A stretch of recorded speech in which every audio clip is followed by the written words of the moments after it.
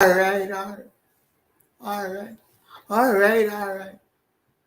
We are live, and you get 2 streams today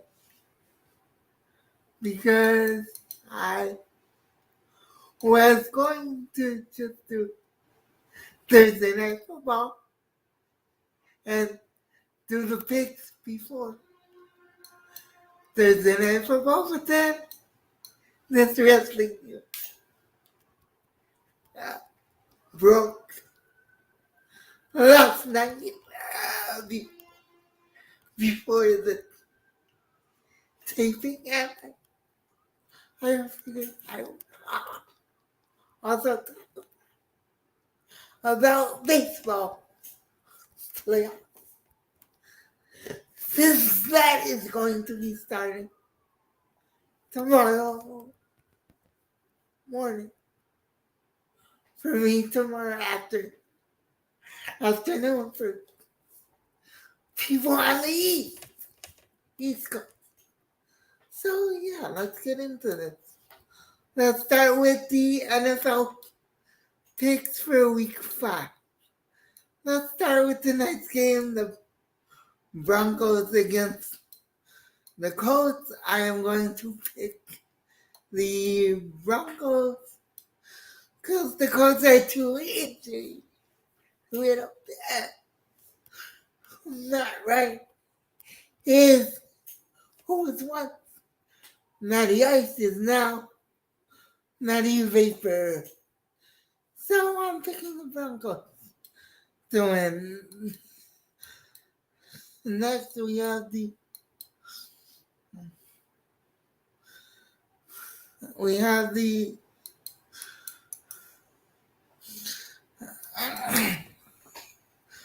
Bills versus the Steelers. I'm going to take the Bills because the Steelers are starting a rookie quarterback, Kenny Pickett, and that defensive line is going to eat him alive. So yeah, I have the Steelers winning that game. Then we have the Jets versus the Dolphins. I'm going to pick the Jets because although Teddy Bridgewater is a better quarterback than Tua, that offensive line is still very, very suspect. So I'm picking the Jets. Let's see what other games do I have to pick from. Let me scroll up because I scrolled all the way down to next week. Don't think I'm gonna do a next Thursday night football game because it's going to suck. So the game's gonna suck. It's the Commanders versus the Bears. Does anybody really mind if I don't stream that game? Is anyone really gonna miss the Bears besides my guy T-Hub? Shout out to T-Hub. So we got the Giants versus the Packers in London. I have the Packers. Sorry, Scrub. We got the Lions versus the Patriots. Don't know who the quarterback for the Patriots is gonna be, so I'm gonna pick the Lions. We have the Chargers versus the Browns. I'm gonna take the Browns to beat the Chargers in an upset. At home, we got the Texans versus the Jaguars. I have Jaguars because the Texans defense sucks. We have the Falcons versus the Bucks. I'm taking the Bucks. We have the Bears versus the Vikings. I'm taking the Vikings.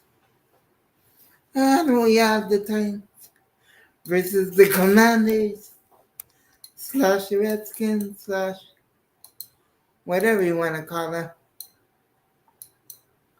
I'm taking the Titans.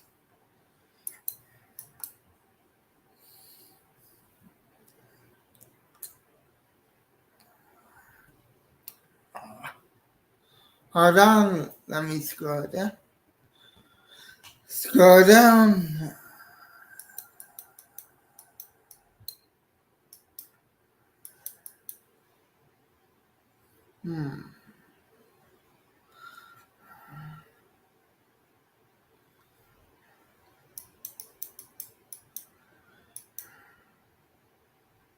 I believe the final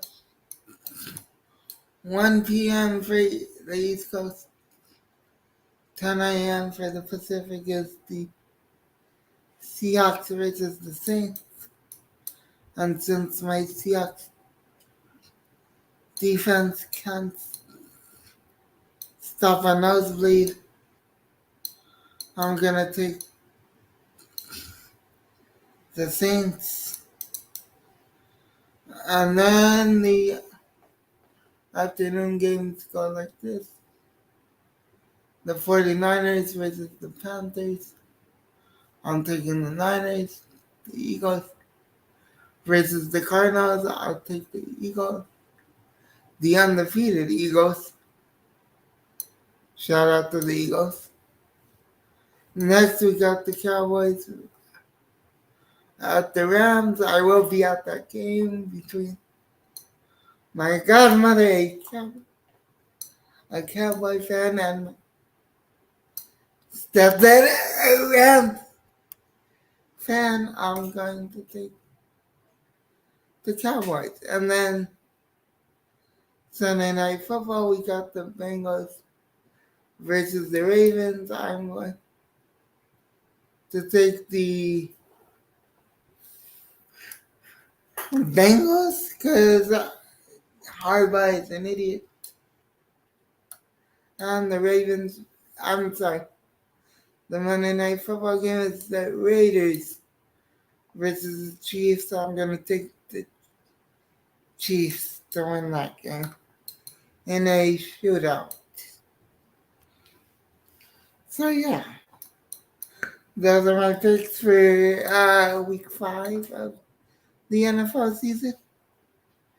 Take it with a pinch of salt, and let's get into baseball.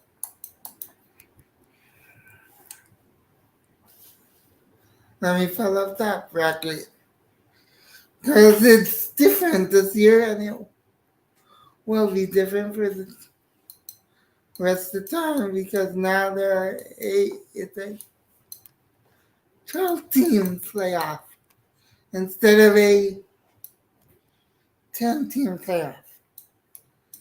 So yeah, the Braves, the Yankees, the Dodgers, and the Astros, I'll get buys for round 1.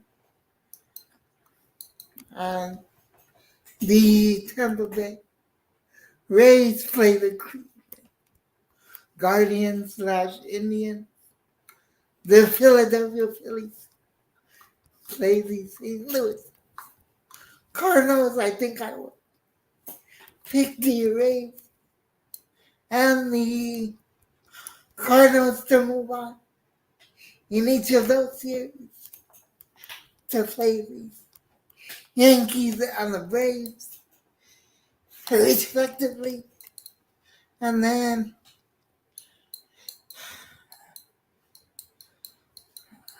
I'm sorry, give me a second.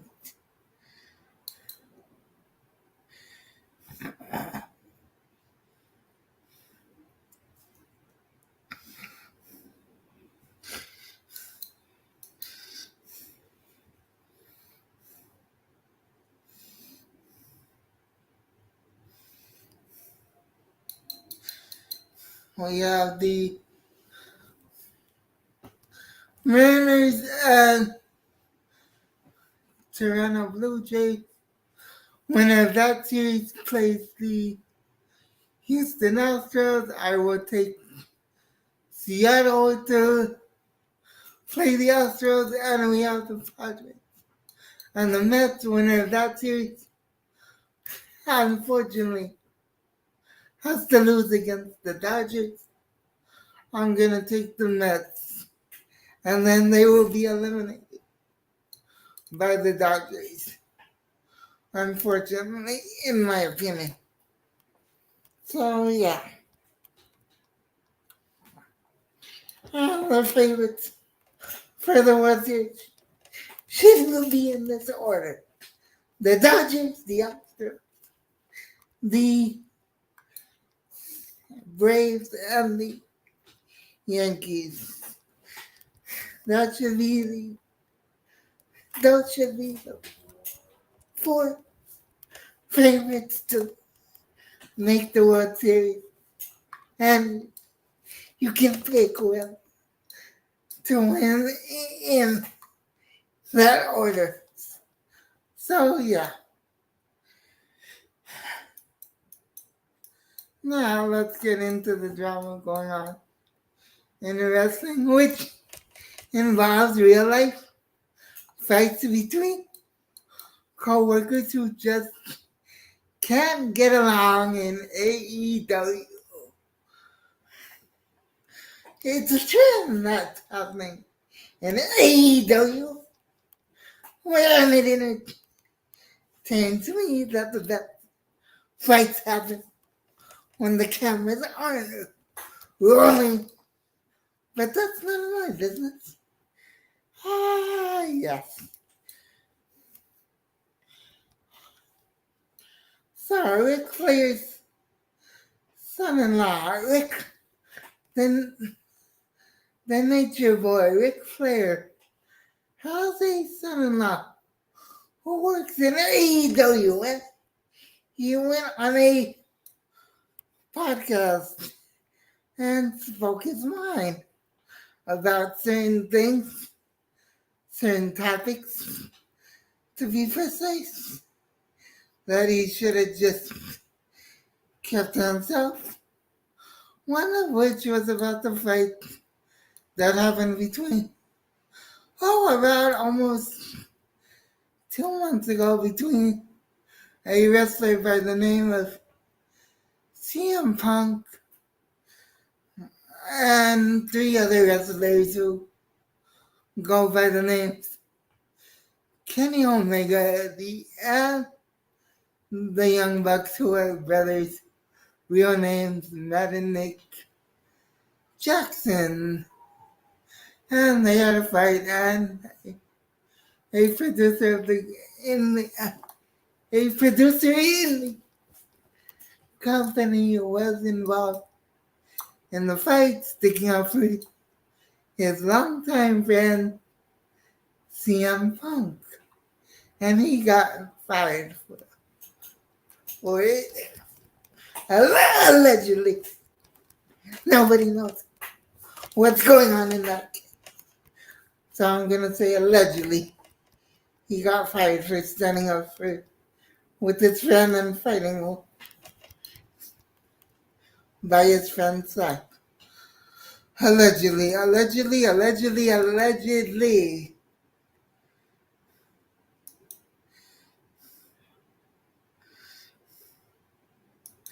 So, Ric Flair's son-in-law was asked about that topic, and he said, I have no problem with those 4 guys. They've always been professional with me. I just wish they could have handled it backstage like me and another wrestler did. And instead of leaving it, I thought he named the wrestler, whose name is Sammy Guevara, an idiot who likes to do idiotic moves, dangerous idiotic moves in the wrestling ring. Lucky he didn't kill himself about 9 months ago, doing one of those idiotic moves But that's besides the point.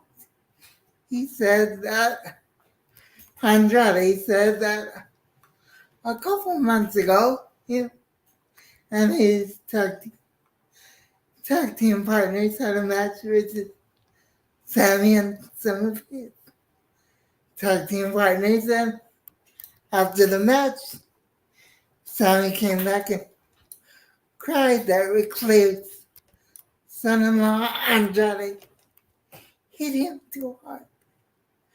And when Andrade found out about this, he went up to Sammy and said, "Hey, I'm sorry, but this is wrestling. If I hit you hard, hit me back." And he said, "Oh no, I didn't say anything. I swear I didn't say anything." And he left it alone until this podcast interview where he decided to air out his grievances. Why you do it on a podcast and not face to face with the person?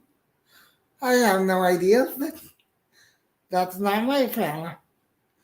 So Sammy heard about this and decided, instead of talking to him the next time he saw him, to take it to Twitter like all millennials do nowadays, which is very, very annoying. Very annoying. Take everything to Twitter. No, say it to the person's face first, you freaking dork. But anyway,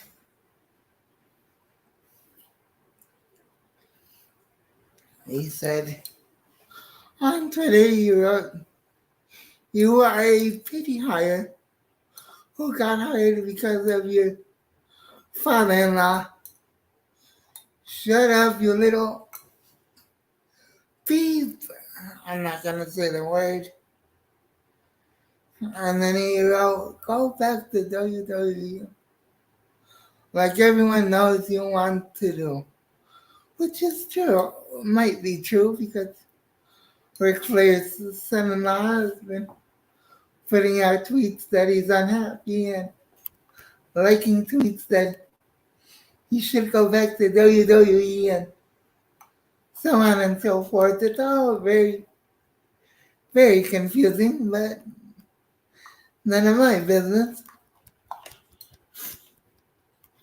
So Andrade responded.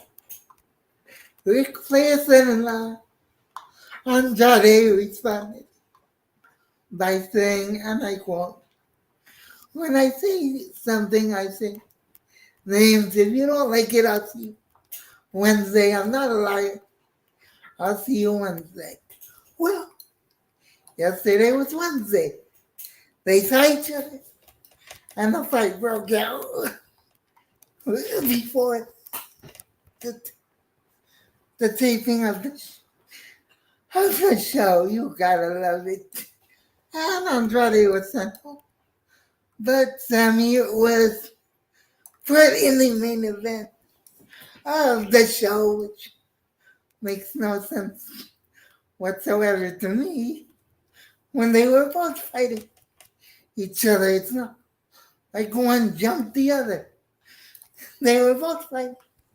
They both should have been sent home, in my opinion. But Tony Khan is an idiot who doesn't know how to run a football team because he runs the Jaguars, a soccer team because he runs some kind of soccer team over in Europe, or a wrestling organization because performers, wrestlers, whatever you want to call them, have wanted out for months. And instead of giving them their releases, he has been holding them hostage, much like Vince McMahon and the WWE used to do before Vince McMahon was forced to retire, allegedly forced to retire. My words, not anyone else saying that. My words. But he did retire, so there's that. I still say he was forced to because of the uh, sexual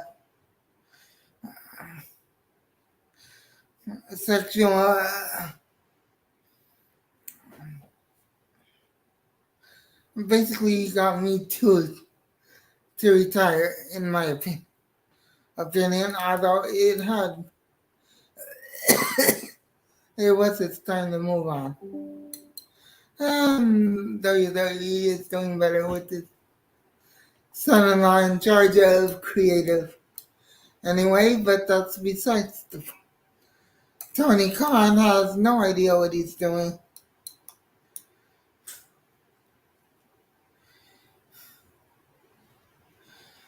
Running this company because he has no idea what he's doing running the Jaguars or the soccer team, and he will run this wrestling company into the ground because he's too stubborn to take advice from anyone else. He thinks he's the greatest mind in all of wrestling, when really he's only been doing this for what is now 3 years as of yesterday. So Tony Khan, you might want to step back, hire some people in media relations as well, and just take a step back. And with that being said, until I go live for Thursday Night Football, God first, God bless, stay safe, stay out of trouble. Hit the like button if you're new. Hit the sub button and the notification bell if you're new. And if you're feeling generous and want to donate to the page, you can do so via Cash App at Seahawks. Until the next one, at 5 p.m. night time. God first, God bless. Stay safe, stay out of trouble, and until a couple hours from now, I'm out. Peace. God bless.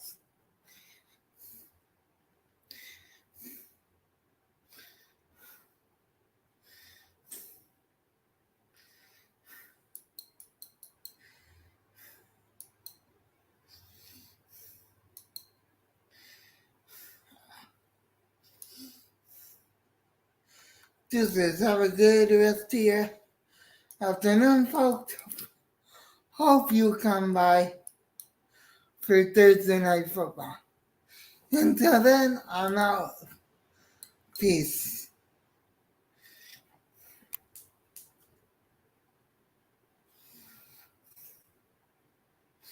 Of course, not two people coming to the live, but if you come back for Thursday Night Football, I'll see you there. Peace.